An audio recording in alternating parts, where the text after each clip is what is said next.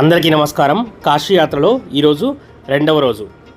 కాశీ విశ్వనాథుని దర్శించుకునే మహద్భాగ్యం కలిగిన రోజు. అయితే కాశీలో శివుణ్ణి, జ్యోతిర్లింగాన్ని, విశ్వనాథుణ్ణి దర్శించాలంటే ముందుగా కాలభైరవ స్వామిని దర్శించాలని పురాణాలు చెప్తున్నాయి.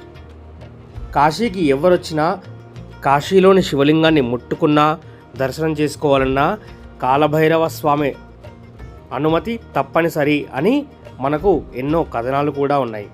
ఆ విధంగా మనము ఈరోజు కాలభైరవ స్వామిని దర్శించి, అట్లాగే మృత్యుంజయ దేవాలయాన్ని దర్శించి తర్వాత మధ్యాహ్నం కాశీ విశ్వనాథుడి స్పర్శ దర్శనానికి వెళ్ళబోతున్నాం. వీడియో చివరి వరకు చూడండి, ఎన్నో ఆసక్తికరమైన విషయాలు. కాశీ దర్శనానికి వెళ్తున్నాం. ముందు కాశీకి వచ్చిన తర్వాత కాలభైరవ స్వామి దర్శనం చేసుకోవాలంట. అక్కడికి వెళ్తున్నాము. కాలభైరవ స్వామి గురించి ఒక్క మాటలో చెప్పాలంటే, ఆయన తన రెండు చేతులతో బ్రహ్మాండాన్ని గట్టిగా పట్టుకొని, తీయని మామిడి పండుని మనం ఎట్లయితే పట్టుకొని చడి చప్పుడు కాకుండా మింగేస్తామో అట్లా బ్రహ్మాండాన్ని మొత్తాన్ని కాలభైరవుడు తన రెండు చేతులతో పట్టుకోగలడు. అంత సమర్థుడు.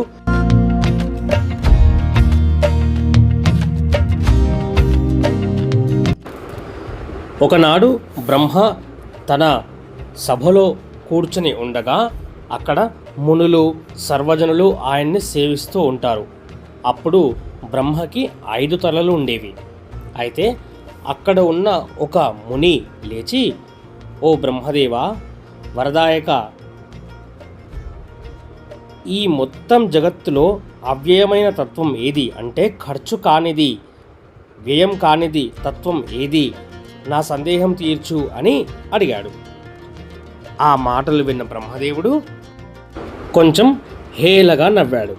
నవ్వి, ఈశ్వరమాయ కమ్ముకుందో ఏమో మరి, పరమాత్మ వివేకశూన్యుడైపోయాడు. అంటే పరమాత్మ లేడు అనే ఒక భావంలో నుంచి ఇలా అన్నాడు, మునులారా, ఈ జగత్ సృష్టికి నేనే కారణం, నేనే ఈశ్వరుణ్ణి, నాకు ఈశ్వరుడంటూ ఎవరూ లేరు, తెలిసిందా? మీరు అడిగిన ఆ అవ్యయతత్వం నేనే అని అన్నాడు. అప్పుడు ఆ మాటలు విన్న క్రతువు అనే ముని కోపించి కనుబొమ్మలు ముడిపడగా జేవురించిన కనుల నుంచి అగ్ని కణాలు చిమ్ముతూ బ్రహ్మను చూసి, పద్మగర్భ, ఎందుకయ్యా ఈ అహంకారం? పరతత్వం అంటే ఏంటో తెలియక నేనే పరమపురుషుణ్ణి అని పలుకుతున్నావు. నా మాట విను. సాక్షాత్ నారాయణుని నేను, యజ్ఞపురుషుణ్ణి, జగత్ప్రభువును అయిన నేను అవ్యయుణ్ణి. అవ్యయతత్వం అని చెప్పదగిన వాణ్ణి నేనే. పనికిమాలిన పెద్దరికం పామరుల ముందు ప్రకటించు అనడం, అనిపించుకోవడం బుద్ధిమంతుల లక్షణం కాదు అని సాగదీసి అన్నాడు. ఆ మాటకు బ్రహ్మ కోపంతో ఇంకా ఏదో అనబోగా క్రతువు గదమాయించాడు. సభలో అందరూ కూడా ఒకరినొకరు చూస్తూ కూర్చున్నారు. ఎట్లా ఈ తగువును ఆపేది అని తలలు పట్టుకున్నారు. ఇంతలో ప్రాచీనమైన ఋగ్వేదం ఇలా అంది, భూతగణాన్ని ఏ చిక్కు లేని విధంగా ఉదరంలో ఉంచుకునేవాడు అంటే కడుపులో ఉంచుకునేవాడు, సనాతనమైన తన మాయను సర్వ ప్రపంచంలో సంతరించి తాను మాత్రం వేరై ఉండేవాడు, పలు విధాలైన ఉపనిషత్తులలో ఏకపదార్థంగా గ్రహింపదగినవాడు, సర్వమంగళమూర్తి అయి ఏకతత్వమై ప్రకాశించేవాడు అయిన ఆదిదేవుడు రుద్రుడు.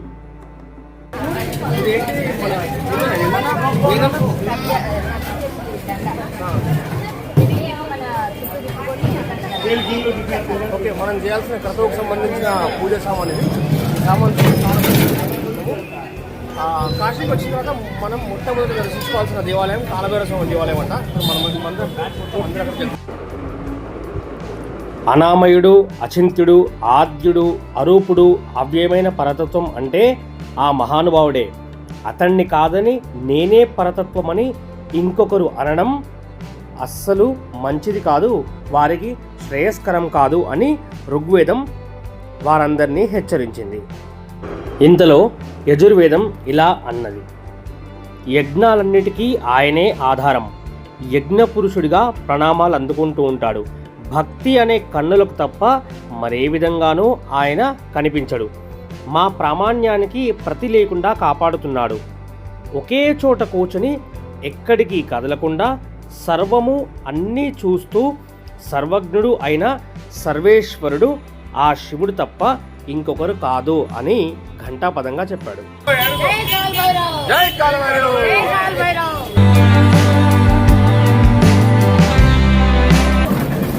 రాత్రి కాశీకి వచ్చాము.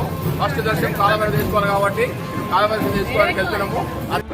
ఇంతలో సామవేదం ఇలా అన్నది: ఈ విశ్వాన్ని మొత్తాన్ని పెంచి పోషించే నిరుపమాన శక్తి గలవాడు, చిత్తము ఆనందము మూర్తిగా గలవాడు, పరమార్థవేత్తల ప్రార్థనా గీతాలను ఆనందంగా వినే పరమపురుషుడు, సూర్యచంద్రులకు అగ్నికి గ్రహాలకు వెలుగునిచ్చే దివ్య తేజోరాశి, ఈశ్వర శబ్దానికి పట్టుగొమ్మ, జనన మరణాలు లేని స్వయంభువు అయిన ఆ చంద్రశేఖరుడు శంకరుడే తప్ప అవ్యయతత్వంగా చెప్పదగిన వాడు ఇంకెవ్వడూ లేడు. అసలు ఈ చర్చంతా ఎందుకు అని సామవేదం అన్నది. ఇక అథర్వవేదం ఇలా అంది: అన్ని జీవులలో ప్రాణంలా ఉండేవాడు, భక్తుల అమాయక హృదయ పద్మాలలో ఉండి వారి బరువును మోసే ప్రభువు, అంతా తానే అయి తాను ఏమీ కానట్టు ఏకాకే ఉండేవాడు, ఏ శాస్త్రాలు కూడా చెప్పలేని వర్ణించలేని ఊహకందనివాడు, శాశ్వతమైన మోక్ష మంగళ స్థానం, అభవుడు అప్రమేయుడు అయిన శివుడు తప్ప అవ్యయతత్వంగా చెప్పగలిగిన వాడు ఇంకెవరూ లేరు. ఆ మాటలకైతే సభలో ఇంకెవరూ ఏమీ మాట్లాడలేదు. కానీ బ్రహ్మదేవుడు ఇంకా క్రతువు వికటాట్టహాసం చేశారు. కొంచెం వెటకారంగా నవ్వి ఎవరంటున్నారు: శ్మశానంలో ఉండేవాడా, సగభాగం ఆడవాళ్లకు ఇచ్చినవాడా, పాలాక్షుడా, అవ్యయతత్వం అని అహంకారంతో కూడిన స్వరంతో ఇద్దరూ ఒకేసారి పలికారు. ఇంతలో ఓంకారం అక్కడ ప్రత్యక్షమైంది. శ్రీకంఠుడు లీలా విగ్రహుడు ఆత్మకు భిన్నంగా ఉండే వ్యక్తి కాదు. ఉమామహేశ్వరులు ఏకాత్మదేహులు. చంద్రశేఖరుడు స్వయం ప్రబుద్ధుడు. ఉమ అతని ఆనందజ్యోతి. శంకరుడు జగజ్జనకుడు. శాంకరి జగజ్జనయిత్రి. ఆ పురాణ దంపతులను వేరుగా చూడరాదు అని చెప్పాడు. అప్పుడు సభలో అందరూ విని మౌనంగా ఉన్నారే.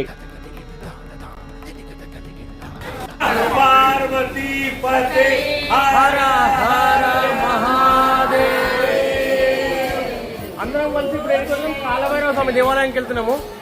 ఇది మొత్తం మన గ్రూపు రాత్రి వచ్చిన అందరము. కాలభైరవ స్వామి మొట్టమొదట కాశీకి వెళ్ళి వచ్చిన తర్వాత కాలభైరవ స్వామి దర్శనం చేసుకోవాలి.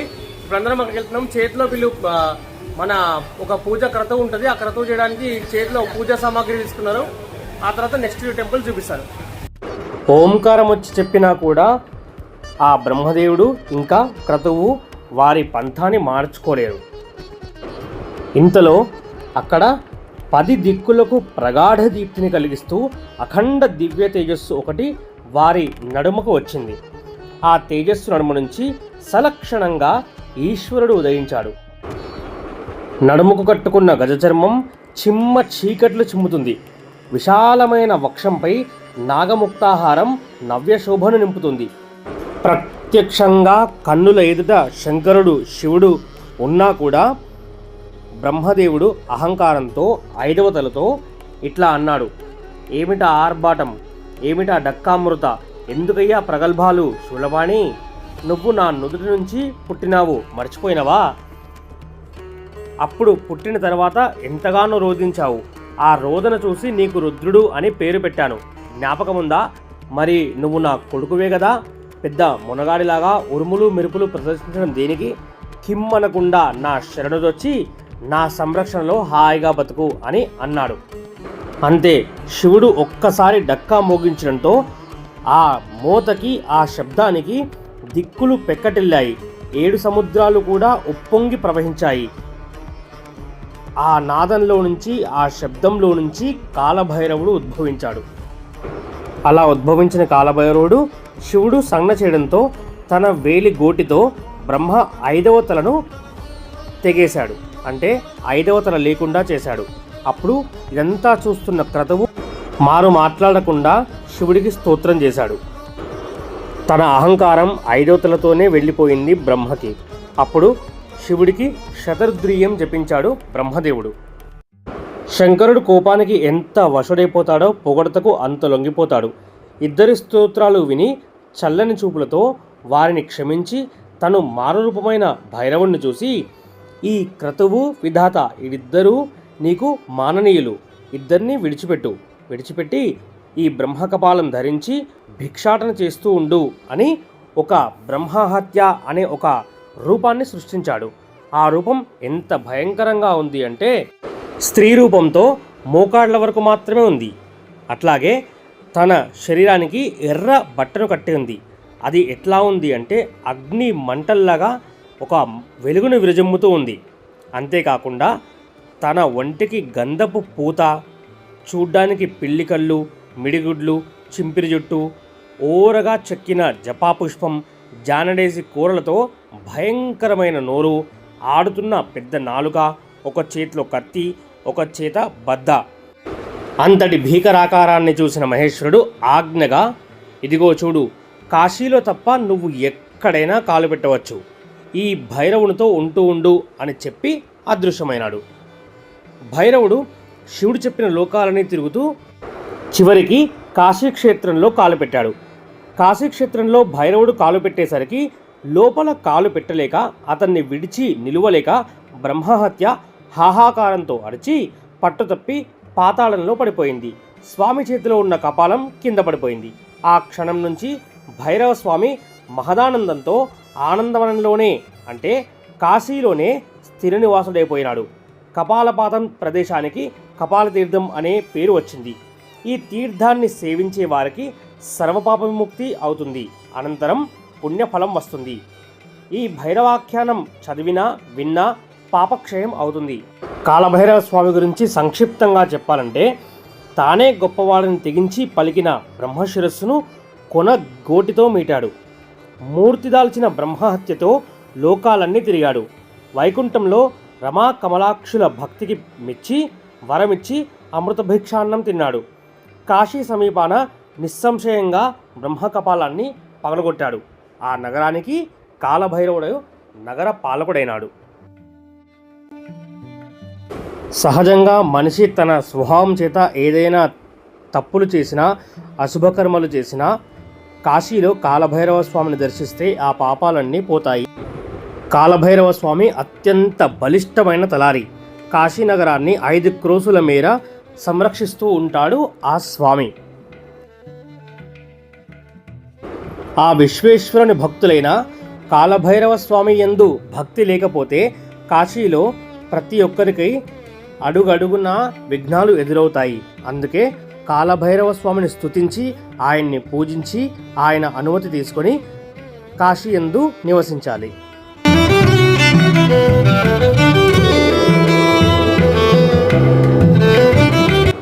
మాకు కాలభైరవ స్వామి దర్శనం పూర్తయింది.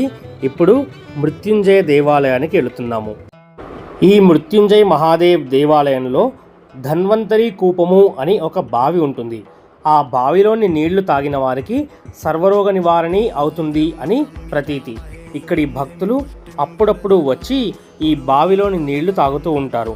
కాశీ క్షేత్రాన్ని దర్శించిన ప్రతి ఒక్కరూ కూడా ఈ దేవాలయంలోని ధన్వంతరి కూపంలో నీళ్లు తప్పకుండా తాగుతారు.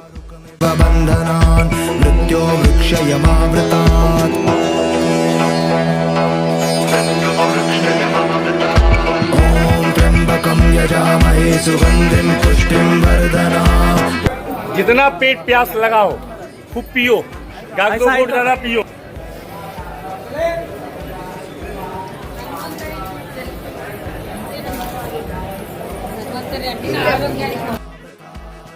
ఇక్కడి భక్తులు ఆ నీళ్లు తాగడం మాత్రమే కాకుండా కొంతమంది వారి వారి ఇళ్లకు కూడా ఆ నీళ్లను తీసుకెళ్లారు.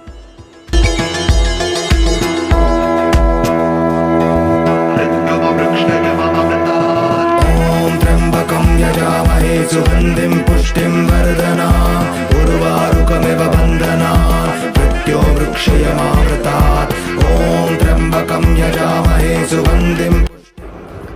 కాశీక్షేత్రంలో ఆ విశాలాక్షుడితో కాలభైరవుడు మాత్రమే కాదు, శంకుకర్ణుడు, మహాకాలుడు, ఘంటాకర్ణుడు, మహోదరుడు, సోమనందీశేణ, కాళ, పింగళ కుక్కుటులు, కండోదర, మయూరాక్ష, బాణ, గోకర్ణ, తిలకర్ణ, స్థూలకర్ణ, ద్రుమిచండ, ప్రభామయ, సుకేచ్ఛాగులు, కపర్ధి, పింగళాక్షుడు, వీరభద్రుడు, కిరాతుడు, చతుర్ముఖుడు, నికుంభుడు, పంచాక్షభార భూత ప్రత్యక్ష క్షేమక విరాధ చతుర్ముఖులు అనే ప్రమదగణాలు కూడా ఉంటారు.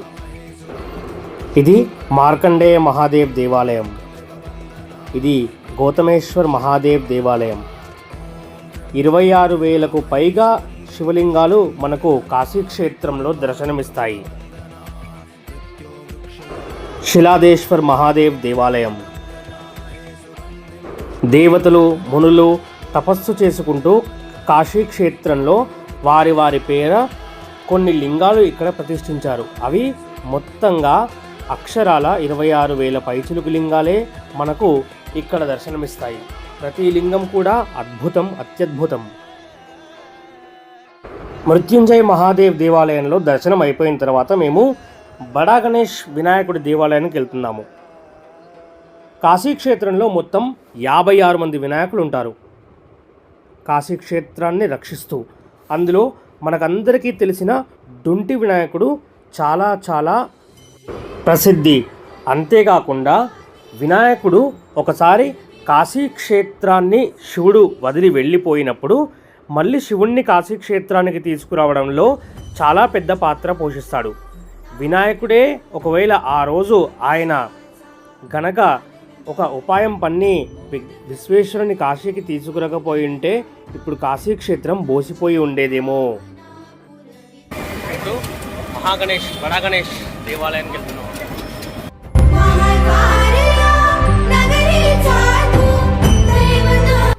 అలా ఆ సర్వేశ్వరుణ్ణి మళ్ళీ కాశీ నగరానికి తీసుకువచ్చినందుకు స్వయాన శివుడే ఇలా దుంటి గణపతిని స్తుతి చేస్తాడు. గజవదన, ఇదంతా నీ ప్రభావమే. లోకభీకరులైన త్రిపురాసురులను దహించినప్పుడు కానీ, కాలకూటాన్ని మింగినప్పుడు కానీ, అందగాది రాక్షసులను శిక్షించినప్పుడు, అలాగే ఈరోజు నిరాపేక్షంగా కాశీవాసం కలిగినప్పుడు ఇదంతా నీ సహాయం యొక్క సంపద అనుగ్రహం వల్లనే అని కొడుకుని స్తుతించాడు. అంతేకాదు, కొడుకువన్నా, మిత్రుడవన్నా, భటుడవన్నా, మంత్రివన్నా నాకు అన్ని విధాలా నీవే అని సాక్షాత్తు శివుడే దుంటి గణపతి విషయంలో స్తుతించాడు.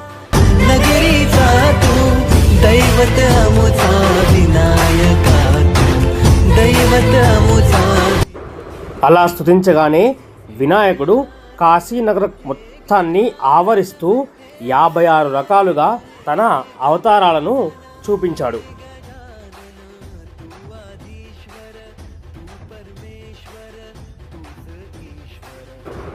ఇదే కాశీక్షేత్రంలోని బడా గణేష్ దేవాలయం. కాశీక్షేత్రానికి వచ్చిన ప్రతి ఒక్కరూ ఖచ్చితంగా ఈ దేవాలయాన్ని సందర్శించాలి. కర్కరీ వినాయకుడు, దుర్గా వినాయకుడు, భీమచండీ వినాయకుడు, ఖర్వ వినాయకుడు, సిద్ధి వినాయకుడు,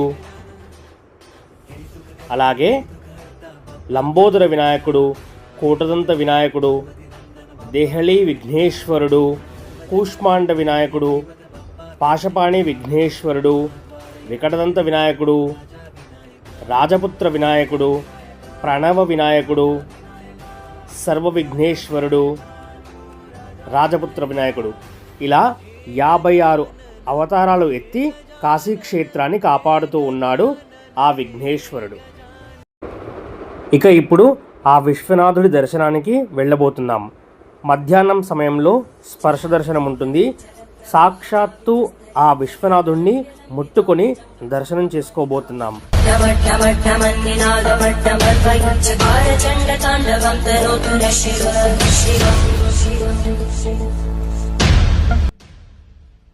శ్రీ కాశీ విశ్వనాథ్ మహాదేవ్ మందిర్ దర్శనానికి వెళ్తున్నాము. స్పర్శ దర్శనం ఉంది.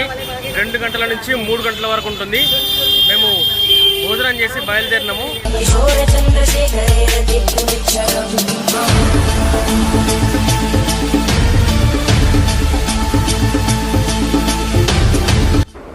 హర హర మహాదేవ శంభో కారుణ్యాంభోనిధి భక్త శుభంకర శంకర సర్వజగదీశ్వర శ్రీ కాశీపురాధీశ్వర శ్రీ విశ్వేశ్వర పాహిమాం పాహిమాం.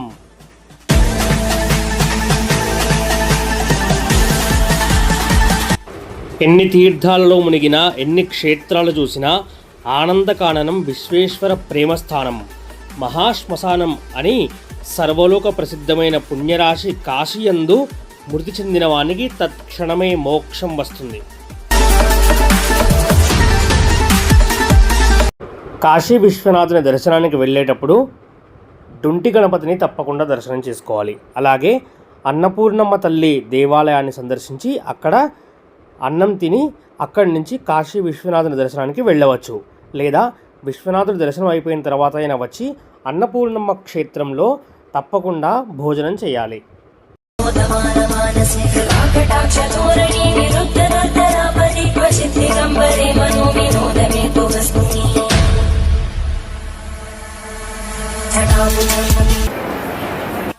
అన్నపూర్ణదేవి దేవాలయంలో 9 ప్రదర్శనలు చేస్తున్నాము. ఇది కాశీ అన్నపూర్ణదేవి దేవాలయం, అందరూ చూసుకోండి.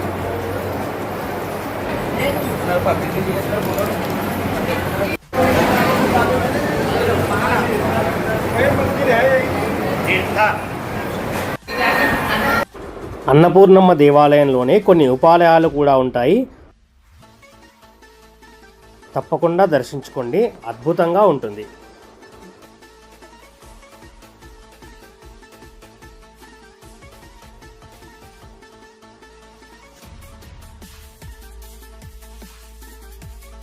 గంగావతరణను చూపించే దేవాలయం శ్రీ లక్ష్మీనారాయణ దేవాలయం, శ్రీ రామాలయం, శ్రీ రాధాకృష్ణ దేవాలయం. ఇప్పుడు కాశీ విశ్వనాథ్ కాశీ కారిడార్లోకి అడుగుపెట్టాం. కాశీ క్షేత్రానికి అవిముక్తం, ఆనందకాననం, మహాశ్మశానం, రుద్రావాసం, వారణాసి, మోక్షభూమి అనే పేర్లున్నాయి.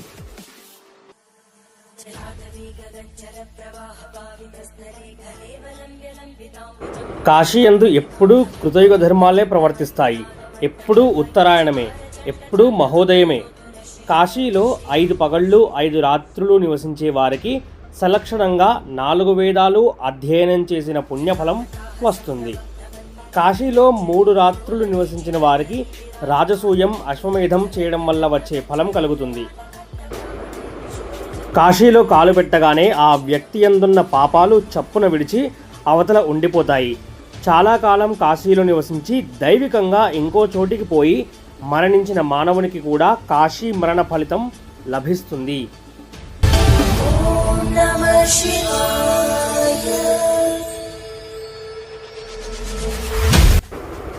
మానవుని దుర్గతిని కూల్చేది కాశీక్షేత్రం ఒక్కటే. సర్వకాల సర్వావస్థలో నిత్యుడై భాసించే దేవదేవుడు శ్రీ విశ్వేశ్వరుడు ఒక్కడే.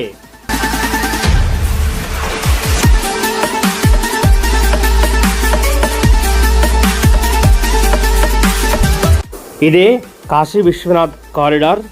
ఇది ధర్మదర్శనం క్యూ లైన్. ఈ వీడియో చూస్తున్న వాళ్ళందరికీ ఆ కాశీ విశ్వనాథుడి దర్శనం తప్పకుండా కలగాలని మనస్ఫూర్తిగా కోరుకుంటున్నాను.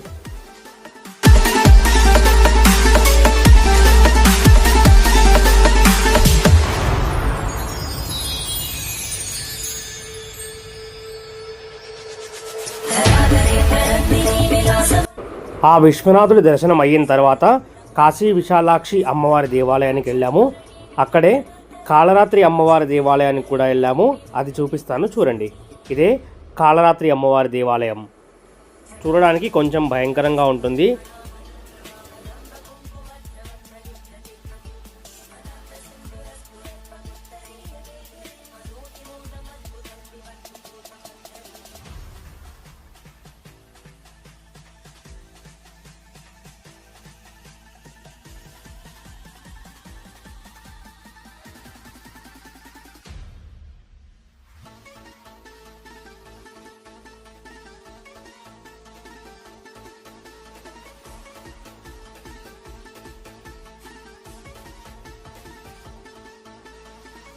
ఎంత దూరం నడిచి నడిచి నడిచి లాస్ట్కి కాశీ విశాలాక్షి మందిర్ బోర్డు కనబడ్డది.